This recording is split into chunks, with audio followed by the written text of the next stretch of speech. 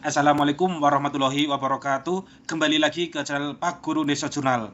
Baik teman-teman pejuang CPNS tahun 2024, di video kali ini Pak Guru Desa Jurnal akan memberikan contoh soal-soal mengenai juru operasi dan pemeliharaan sumber daya air dan beserta petugas operasi dan pemeliharaan bidang sumber daya air. Contoh-contoh soal ini sudah dibuat secara kisi-kisi terbaru dari Permenpan RB tahun 2024, yaitu untuk kisi-kisi formasi untuk juru operasi dan pemeliharaan sumber daya air ada dua, yaitu mengenai kompetensi umum dan kompetensi khusus, di mana kompetensi umum adalah pengetahuan umum, peraturan, dan teori tentang pelaksanaan kegiatan operasi dan pemeliharaan sumber daya air. Kompetensi khusus ada tata cara operasi sumber daya air, tata cara pemeliharaan sumber daya air, dan alat ukur dan instrumentasi dalam pelaksanaan operasi dan pemeliharaan sumber daya air. Jadi teman-teman kemarin banyak banget yang DM ke Pak Guru Desa Jurnal mengenai update untuk juru operasi dan pemeliharaan sumber daya air, meminta soal-soal sesuai dengan kisi-kisi itu contohnya seperti apa sih Pak. Nah, di video kali ini Pak Guru Desa Jurnal memaparkan untuk contoh-contoh soal sesuai dengan kisi-kisi yang terbaru 2024. Teman-teman bisa mendapatkan soal-soal ini, teman-teman bisa membelinya dengan cara klik tautan WA yang ada di kolom keterangan video ini.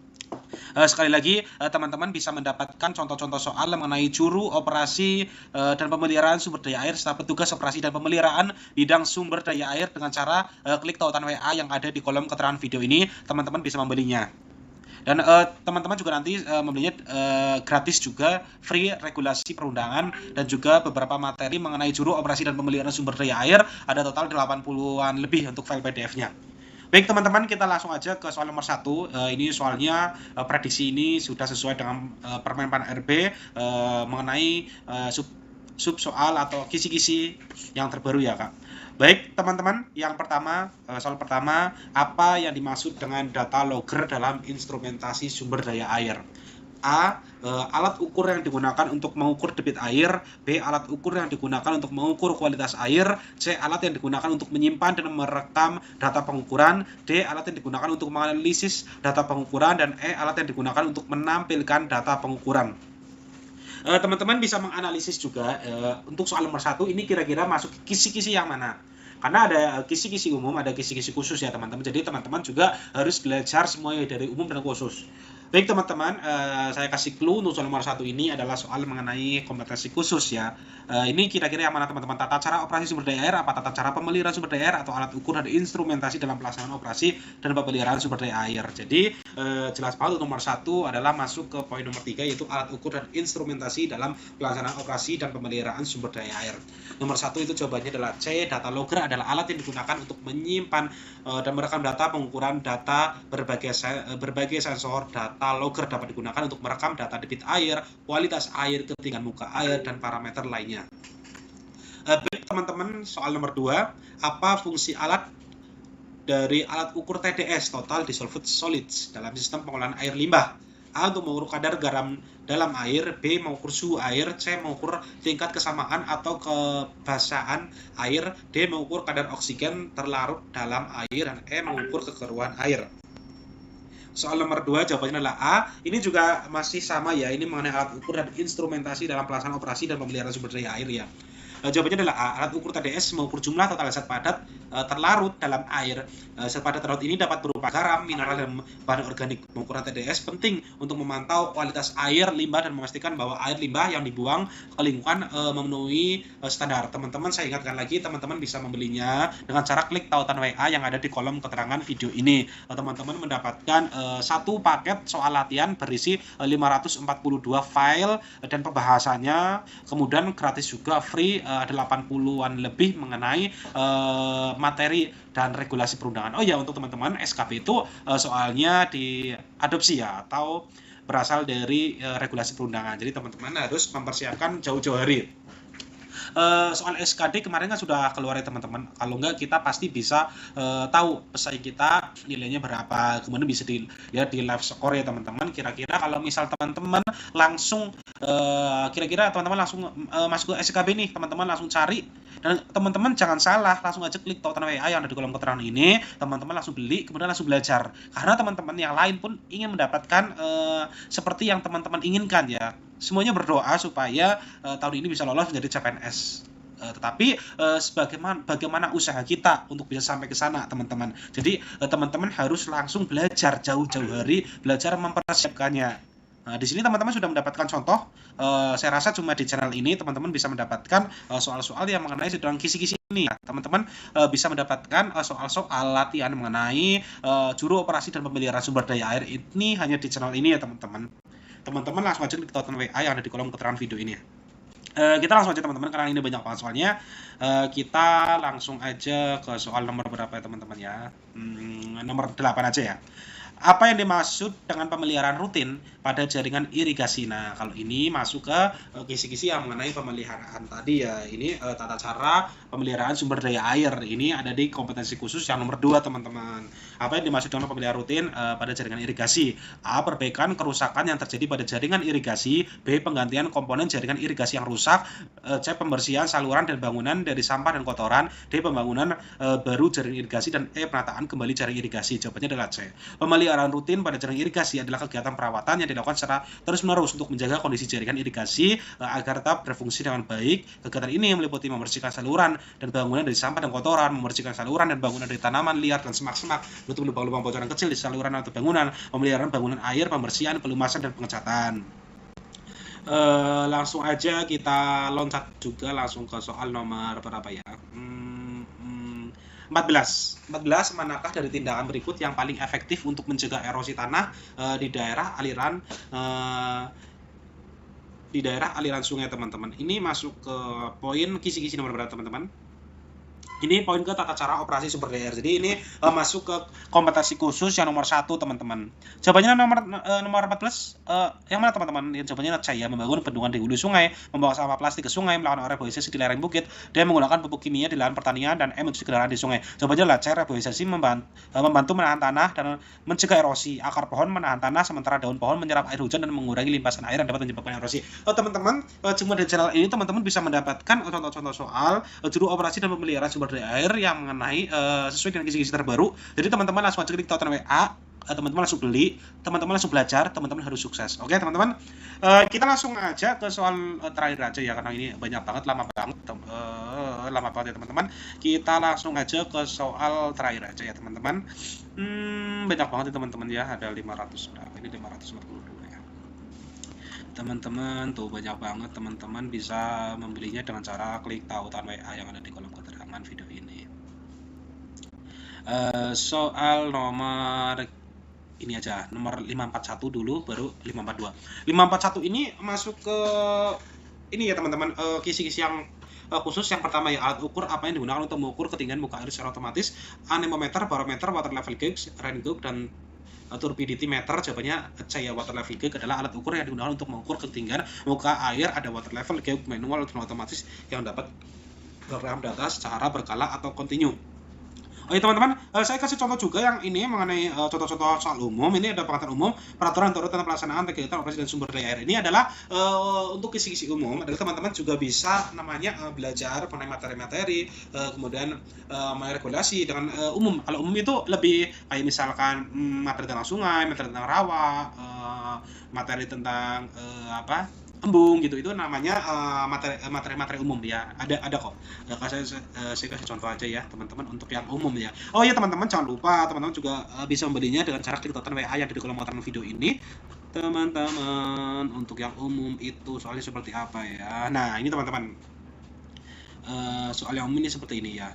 Ini tentang pantai ya, karena sumber daya air itu materi tentang pantai juga itu masuknya ke sumber daya air, tapi ini ke materi yang umum ya, teman-teman, karena kita nggak tahu soal ujian nanti yang keluar seperti apa, karena itu memang rahasia dari Deparsanas. Tapi usaha kita adalah belajar semaksimal mungkin untuk mendapatkan apa yang kita inginkan secara maksimal juga. Kita harus belajar dari yang materi umum sampai dengan materi khusus. Kemudian yang materi umum itu ya banyak yang saya sampaikan tadi, ada yang tentang sungai, rawa, bendungan, embung, pantai, dan lain-lain ya. Jadi ini untuk materi khususnya teman-teman juga harus belajar ya. Teman-teman belinya dengan cara klik tonton ayam di kolom keterangan video ini, teman-teman. Ini contohnya adalah yang ini tentang pantai tuh, itu adalah umum nih. Ini juga umum juga nih, tentang pantai juga. Nah, Danau krater terbentuk melalui A. Aktivitas tektonik, B. Proses sedimentasi, C. Letusan gunung berapi, D. Pengaruh gletser, dan E. Ledakan bom. Ini adalah soal-soal umum ya. Jawabannya adalah C. Danau krater terbentuk ketika gunung berapi meletus dan membentuk kawah atau kaldera. Kaldera tersebut kemudian terisi air hujan atau air sungai yang membentuk danau. Teman-teman, mungkin itu saja video yang dapat saya bikin. Teman-teman bisa membelinya dengan cara klik tonton WA. Teman-teman bisa mendapatkan satu file PDF isi 542 soal pembahasan dan juga free regulasi perundangan dan materi sebanyak 80-an lebih soal file-file yang teman-teman bisa dapatkan. Baik, wassalamualaikum warahmatullahi wabarakatuh. Sukses selalu teman-teman. Wassalamualaikum warahmatullahi wabarakatuh. Jangan lupa subscribe channelnya Pak Guru Indonesia Jurnal. Terima kasih. Assalamualaikum warahmatullahi wabarakatuh. Kembali lagi ke channel Pak Guru Indonesia Jurnal. Baik teman-teman pejuang CPNS tahun 2024, di video kali ini Pak Guru Indonesia Jurnal akan memberikan contoh soal-soal mengenai juru operasi dan pemeliharaan sumber daya air dan beserta petugas operasi dan pemeliharaan bidang sumber daya air. Contoh-contoh soal ini sudah dibuat secara kisi-kisi terbaru dari Permenpan RB tahun 2024, yaitu untuk kisi-kisi formasi untuk juru operasi dan pemeliharaan sumber daya air ada dua, yaitu mengenai kompetensi umum dan kompetensi khusus, di mana kompetensi umum adalah pengetahuan umum, peraturan, dan teori tentang pelaksanaan kegiatan operasi dan pemeliharaan sumber daya air. Kompetensi khusus ada tata cara operasi sumber daya air, tata cara pemeliharaan sumber daya air, dan alat ukur dan instrumentasi dalam pelaksanaan operasi dan pemeliharaan sumber daya air. Jadi teman-teman kemarin banyak banget yang DM ke Pak Guru Indonesia Jurnal mengenai update untuk juru operasi dan pemeliharaan sumber daya air, meminta soal-soal sesuai dan kisi-kisi itu contohnya seperti apa sih Pak. Nah, di video kali ini Pak Guru Indonesia Jurnal memaparkan untuk contoh-contoh soal sesuai dengan kisi-kisi yang terbaru 2024. Teman-teman bisa mendapatkan soal-soal ini, teman-teman bisa membelinya dengan cara klik tautan WA yang ada di kolom keterangan video ini. Sekali lagi, teman-teman bisa mendapatkan contoh-contoh soal mengenai juru operasi dan pemeliharaan sumber daya air serta petugas operasi dan pemeliharaan bidang sumber daya air dengan cara klik tautan WA yang ada di kolom keterangan video ini. Teman-teman bisa membelinya. Dan teman-teman juga nanti membelinya gratis juga, free regulasi perundangan dan juga beberapa materi mengenai juru operasi dan pemeliharaan sumber daya air. Ada total 80-an lebih untuk file PDF-nya.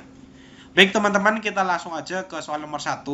Ini soalnya prediksi ini sudah sesuai dengan Permenpan RB mengenai sub soal atau kisi-kisi yang terbaru ya Kak.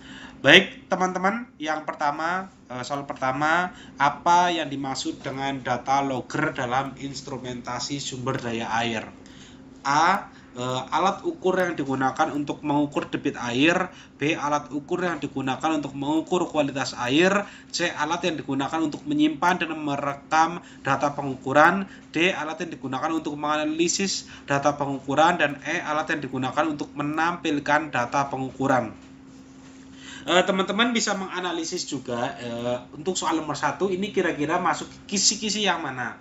Karena ada kisi-kisi umum, ada kisi-kisi khusus ya teman-teman. Jadi teman-teman juga harus belajar semua dari umum dan khusus. Baik teman-teman, saya kasih clue untuk soal nomor 1 ini adalah soal mengenai kompetensi khusus ya.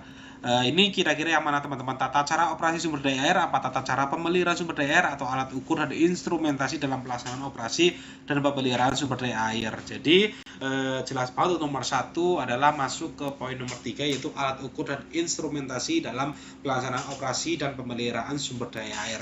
Nomor 1 itu jawabannya adalah C. Data logger adalah alat yang digunakan untuk menyimpan dan merekam data pengukuran data berbagai sensor. Data logger dapat digunakan untuk merekam data debit air, kualitas air, ketinggian muka air, dan parameter lainnya. Baik teman-teman, soal nomor 2, apa fungsi alat dari alat ukur TDS (Total Dissolved Solids) dalam sistem pengolahan air limbah? A. Untuk mengukur kadar garam dalam air, B mengukur suhu air, C mengukur tingkat kesamaan atau kebasahan air, D mengukur kadar oksigen terlarut dalam air, dan E mengukur kekeruan air. Soal nomor 2 jawabannya adalah A. Ini juga masih sama ya, ini mengenai alat ukur dan instrumentasi dalam pelaksanaan operasi dan pemeliharaan sumber daya air ya. Jawabannya adalah A. Alat ukur TDS mengukur jumlah total zat padat terlarut dalam air.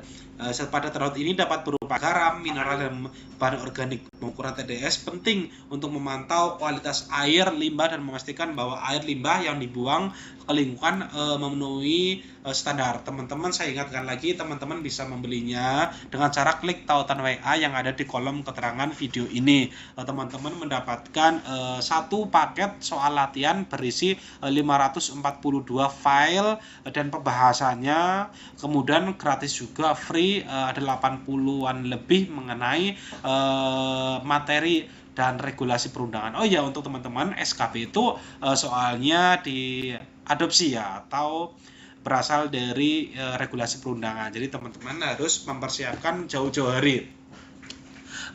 Soal SKD kemarin kan sudah keluar ya teman-teman. Kalau enggak, kita pasti bisa tahu pesaing kita nilainya berapa. Kemudian bisa dilihat di live score ya teman-teman. Kira-kira kalau misal teman-teman langsung kira-kira teman-teman langsung masuk ke SKB nih, teman-teman langsung cari. Dan teman-teman jangan salah, langsung aja klik tautan WA yang ada di kolom keterangan ini, teman-teman langsung beli, kemudian langsung belajar. Karena teman-teman yang lain pun ingin mendapatkan seperti yang teman-teman inginkan ya. Semuanya berdoa supaya tahun ini bisa lolos menjadi CPNS.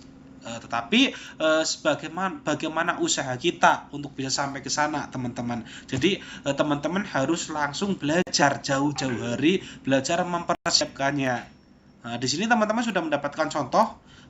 Saya rasa cuma di channel ini teman-teman bisa mendapatkan soal-soal yang mengenai sedang kisi-kisi ini ya. Teman-teman bisa mendapatkan soal-soal latihan mengenai juru operasi dan pemeliharaan sumber daya air ini hanya di channel ini ya teman-teman. Teman-teman langsung aja klik tautan WA yang ada di kolom keterangan video ini ya. Kita langsung aja teman-teman, karena ini banyak banget soalnya. Kita langsung aja ke soal nomor berapa ya teman-teman ya. Nomor 8 aja ya. Apa yang dimaksud dengan pemeliharaan rutin pada jaringan irigasi? Nah, kalau ini masuk ke kisi-kisi yang mengenai pemeliharaan tadi ya. Ini tata cara pemeliharaan sumber daya air. Ini ada di kompetensi khusus yang nomor 2 teman-teman. Apa yang dimaksud dengan pemeliharaan rutin pada jaringan irigasi? A. Perbaikan kerusakan yang terjadi pada jaringan irigasi. B. Penggantian komponen jaringan irigasi yang rusak. C. Pembersihan saluran dan bangunan dari sampah dan kotoran. D. Pembangunan baru jaring irigasi. Dan E. Penataan kembali jaring irigasi. Jawabannya adalah C. Pemeliharaan rutin pada jaring irigasi adalah kegiatan perawatan yang dilakukan secara terus-menerus untuk menjaga kondisi jaringan irigasi agar tetap berfungsi dengan baik. Kegiatan ini meliputi membersihkan saluran dan bangunan dari sampah dan kotoran, membersihkan saluran dan bangunan dari tanaman liar dan semak-semak, menutup lubang-lubang bocoran kecil di saluran atau bangunan, pemeliharaan bangunan air, pembersihan, pelumasan, dan pengecatan. Langsung aja kita loncat juga langsung ke soal nomor berapa ya? 14. Manakah dari tindakan berikut yang paling efektif untuk mencegah erosi tanah di daerah aliran sungai, teman-teman? Ini masuk ke poin kisi-kisi nomor berapa, teman-teman? Ini poin ke tata cara operasi sumber daya air. Jadi ini masuk ke kompetensi khusus yang nomor 1, teman-teman. Jawabannya nomor 14. Yang mana teman-teman? Yang jawabannya C ya, membangun bendungan di hulu sungai, membawa sampah plastik ke sungai, melakukan reboisasi di lereng bukit, dan menggunakan pupuk kimia di lahan pertanian, dan M. mencuci kendaraan di sungai. Jawabannya adalah C, reboisasi membantu menahan tanah dan mencegah erosi. Akar pohon menahan tanah sementara daun pohon menyerap air hujan dan mengurangi limpasan air yang dapat menyebabkan erosi. Teman-teman, cuma di channel ini teman-teman bisa mendapatkan contoh-contoh soal juru operasi dan pemeliharaan sumber daya air yang mengenai sesuai dengan kisi-kisi terbaru. Jadi teman-teman langsung aja klik tautan WA, teman-teman langsung beli, teman-teman langsung belajar, teman-teman harus sukses. Oke teman-teman, kita langsung aja ke soal terakhir aja ya, karena ini banyak banget, lama banget ya teman-teman. Kita langsung aja ke soal terakhir aja ya teman-teman. Banyak banget ya teman-teman ya, ada 500 berapa ini, 542 ya teman-teman tuh, banyak banget. Teman-teman bisa membelinya dengan cara klik tautan WA yang ada di kolom keterangan video ini. Soal nomor ini aja, nomor 541 dulu baru 542. 541 ini masuk ke ini ya teman-teman, kisi-kisi yang khusus. Yang pertama ya, alat ukur apa yang digunakan untuk mengukur ketinggian muka air secara otomatis: anemometer, barometer, water level gauge, rain gauge, dan turbidity meter. Jawabannya C ya, water level gauge adalah alat ukur yang digunakan untuk mengukur ketinggian muka air. Ada water level gauge manual dan otomatis yang dapat merekam data secara berkala atau kontinu. Oh ya teman-teman, saya kasih contoh juga yang ini mengenai contoh-contoh soal umum. Ini ada pengetahuan umum, peraturan tentang pelaksanaan kegiatan operasi dan sumber daya air. Ini adalah untuk kisi-kisi umum. Adalah teman-teman juga bisa namanya belajar mengenai materi-materi, kemudian regulasi dengan umum. Kalau umum itu lebih kayak misalkan materi tentang sungai, materi tentang rawa, materi tentang embung gitu. Itu namanya materi umum ya. Ada kok. Saya kasih contoh aja ya teman-teman untuk yang umum ya. Oh iya teman-teman, jangan lupa teman-teman juga bisa membelinya dengan cara klik tautan WA yang ada di kolom komentar video ini.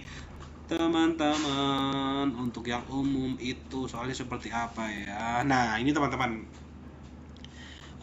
soal yang umum ini seperti ini ya. Ini tentang pantai ya, karena sumber daya air itu materi tentang pantai juga itu masuknya ke sumber daya air, tapi ini ke materi yang umum ya teman-teman, karena kita nggak tahu soal ujian nanti yang keluar seperti apa, karena itu memang rahasia dari Panselnas. Tapi usaha kita adalah belajar semaksimal mungkin untuk mendapatkan apa yang kita inginkan secara maksimal juga. Kita harus belajar dari yang materi umum sampai dengan materi khusus. Kemudian yang materi umum itu ya banyak yang saya sampaikan tadi, ada yang tentang sungai, rawa, bendungan, embung, pantai, dan lain-lain ya. Jadi ini untuk materi khususnya teman-teman juga harus belajar ya. Teman-teman belinya dengan cara klik tautan WA di kolom keterangan video ini teman-teman. Ini contohnya adalah yang ini tentang pantai tuh, itu adalah umum nih. Ini juga umum juga nih, tentang pantai juga. Nah, danau krater terbentuk melalui A. aktivitas tektonik, B. proses sedimentasi, C. letusan gunung berapi, D. pengaruh gletser, dan E. ledakan bom. Ini adalah soal-soal umum ya. Jawabannya adalah C. danau krater terbentuk ketika gunung berapi meletus dan membentuk kawah atau kaldera. Kaldera tersebut kemudian terisi air hujan atau air sungai yang membentuk danau. Teman-teman, mungkin itu saja video yang dapat saya bikin. Teman-teman bisa membelinya dengan cara klik tautan WA. Teman-teman bisa mendapatkan satu file PDF isi 542 soal pembahasan dan juga free regulasi perundangan dan materi sebanyak 80-an lebih soal file-file yang teman-teman bisa dapatkan. Baik, wassalamualaikum warahmatullahi wabarakatuh. Sukses selalu teman-teman. Wassalamualaikum warahmatullahi wabarakatuh. Jangan lupa subscribe channelnya Pak Guru Indonesia Jurnal. Terima kasih.